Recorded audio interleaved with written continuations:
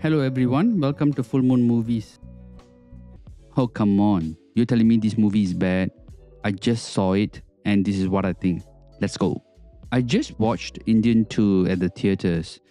Before that, I had heard a lot of negative reviews about the movie on social media. However, after watching it and spending some time thinking about the core aspects of the story, I have a different opinion. In short, this story is about an Indian freedom fighter who is patriot and has learned the art of the Indian martial arts Varma Kalai, using it to punish corrupt individuals. That was and still is the character of Senapati, played by Kamal Hassan in both director Shankar's Indian 1 and Indian 2.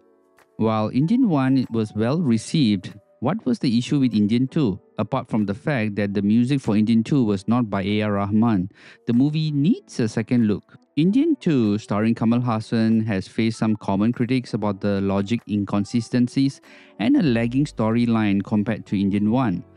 For example, one of the logical inconsistencies pointed out was the rare occurrence of children turning in their parents to the authorities. It becomes even more serious when these parents are civil servants taking bribes, which is a significant issue for the average taxpayer.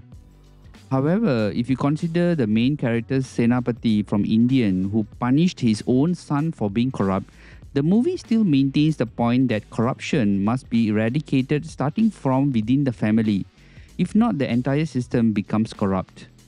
Indian 2 highlights that many corrupt individuals justify their actions by claiming they do it for the betterment of their loved ones, without considering the repercussions their children may face.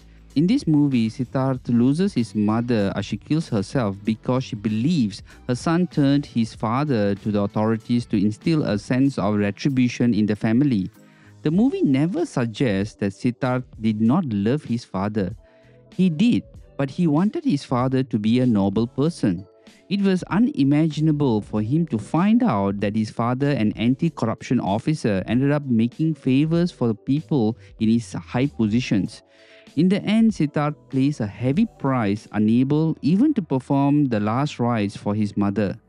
I think the scene where Senapati Kamal Hassan meets Chitra Siddharth at the cemetery with his friends lacked a crucial dialogue which was actually missing. Senapati should have said that this incident should make Siddharth a stronger person, more determined to fight against corruption. Now, this loss of his should have transformed an ordinary social media influencer like Siddharth into someone who does the right thing. Common people would then see him as a great sacrificer who did the unimaginable thing for his country's goodness.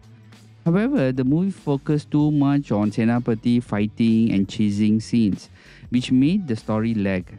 I also believe that having just one main villain, probably S.J. Surya, would have been enough. There was no need to portray every Indian businessman as corrupt, as there are good people out there as well. If there is corruption among common people, it's even worse compared to wealthy individuals.